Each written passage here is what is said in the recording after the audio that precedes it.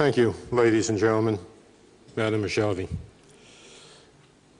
I always welcome this opportunity to speak, and it is very difficult because of my brothers and sisters at Ashraf and knowing what they are enduring.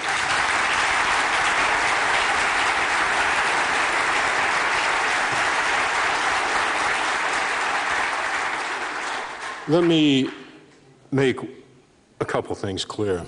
As the anti-terrorism officer for all coalition forces in Iraq, the first anti-terrorism officer, as the base commander of Camp Ashraf, what I wish to make clear is the People's Mujahideen Organization of Iran is not a terrorist organization.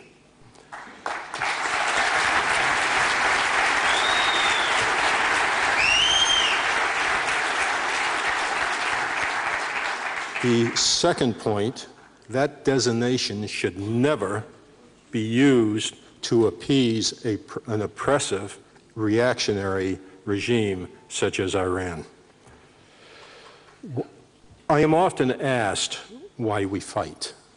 When we're in the middle of a fire engagement, what are we fighting for? Are we fighting for the Constitution, the flag, the nation? I always respond, we serve the nation,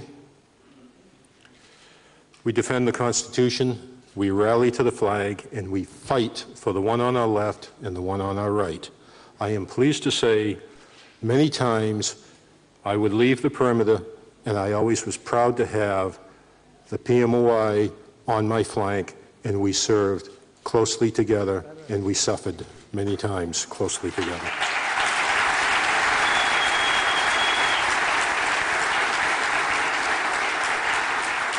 Turned over their weapons, and they accepted protected person status. No one despises war more than the warrior. Also, no one despises the break-in of an agreement. In one of the agreements, Article 10 says the articles of this agreement shall remain in effect until expressly superseded either by mutually acceptable amendments and additions or by provision in an appropriate agreement of both sides. That was not accomplished, and this agreement was totally violated by the United States of America. The State Department claims its intelligence specialists have gathered information about the PMOI. This is the same organization that sent Colin Powell to the United Nations with a bunch of faulty information. And they're serving Secretary Clinton no better than they did Colin Powell. This is the same organization that paid Chalabi $33 million for info, despite warnings from the Central Intelligence Agency that Chalabi cannot be trusted. That info was used as justification to go into Iraq after Chalabi was sent to Tehran to make sure this was acceptable and Tehran would bless the United States going in. Of course they did, because they immediately started mobilizing their forces, and as the anti-terrorism officer for Iraq, I saw it happening. They already had the Badr Corps. They already had Skiri set up in southern Iraq. And I was watching, fighting in every way possible. They already took over Basra, then they went into Diwanir, they went into Kabbalah, and the rest of the region. By the time I returned to Iraq, they had jumped over Baghdad and now were in Diyala province trying to push the Sunnis out. And Diyala, of course, we all know, is where Ashraf is located. Upon returning to the States, I went to the State Department and I started working closely with them on behalf of Major General Jack Gardner. And General Gardner and I stayed in close contact while at the Pentagon. I was again working with State Department trying to get them to change their positions. The allegation that the Kurds attacked, we addressed it. And with Foreign Minister Zaburi's letter, I proved, and he backed it up, the attack did not occur. Yet, several months later, when the listing came out again, that claim was there. I went to the State Department and I said, what are you doing? We proved it wrong. I always took time in Ashraf to visit the compounds. All the attacks going on Ashraf, we have to really respect and admire the strength and the commitment of the people at Ashraf. Let's give a round of applause to the residents of Ashraf.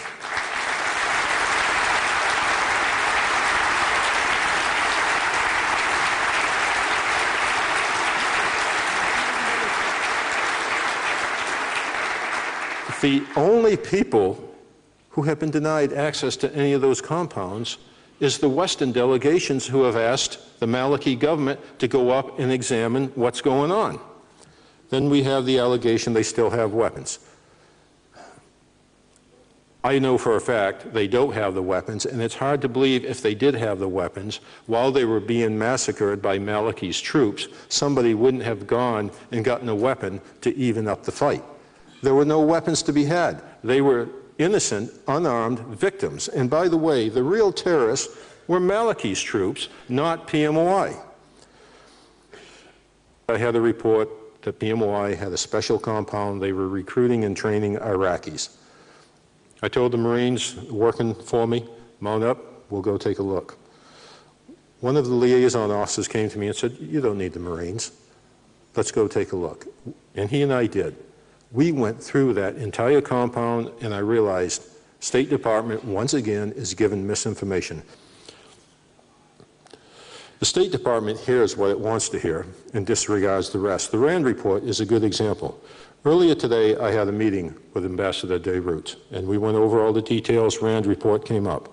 And I told him, I don't know who they interviewed, but I know they did not interview Dave Phillips, they did not interview Julie Norman, and they did not interview myself, and we were the ones that always were killing the rumors. And yet, the State Department is determined they're going to accept what they want. One of the biggest rumors is, and it's been addressed, no influence in Iran. If that's true, then why is Iran so determined to get a hold of the PMOI and bring them back to Iran?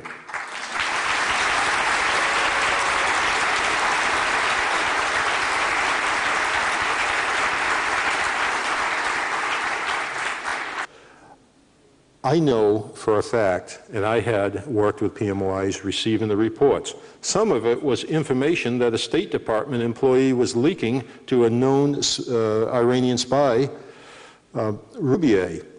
And even though General Jack Gardner told all of us, do not trust this person, the State Department employee was given Iraqi National Security Advisor Rubier sensitive information. He was sending it to Iran. I do not consider the significance of Iran's nuclear weapons program, which was exposed by the PMOI, as of no value. In the 2009-2011 videos, we see something. We see massacre going on. But we also see members of Ashraf rushing to the aid of their fallen comrades, knowing they may be the next to be shot, but they go. That is how close and tight the bond is. Furthermore, I can honestly say, if the Marines and Cav soldiers I had with me were present during those attacks, the attacks would not have occurred. Yet the State Department still calls them terrorists. We don't call Hakeem's Badakor terrorists, yet we call the representatives of democracy and the campaigners for democracy in the Middle East, we call them terrorists without justification. I'd like to talk a little bit about Maliki.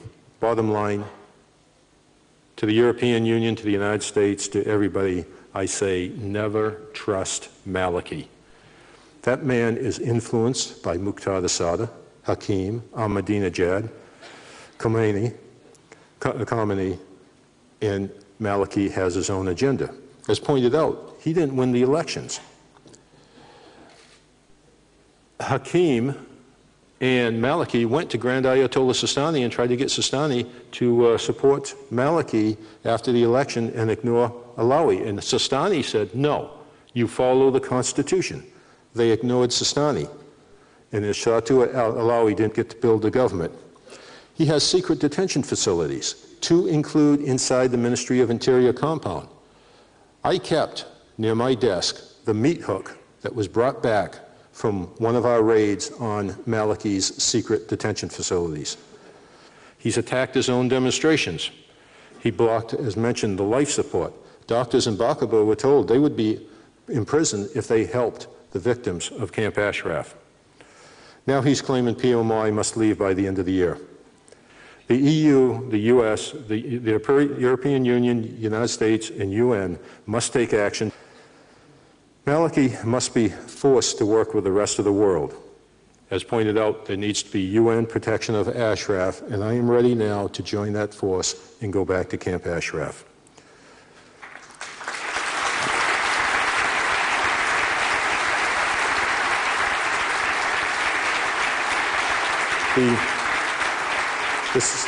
The State Department must remove the PMOI from the list. As mentioned, I feel when I get up here and I talk for my brothers and my sisters at Ashraf. Placing and holding PMOI on the list is a crime against democracy.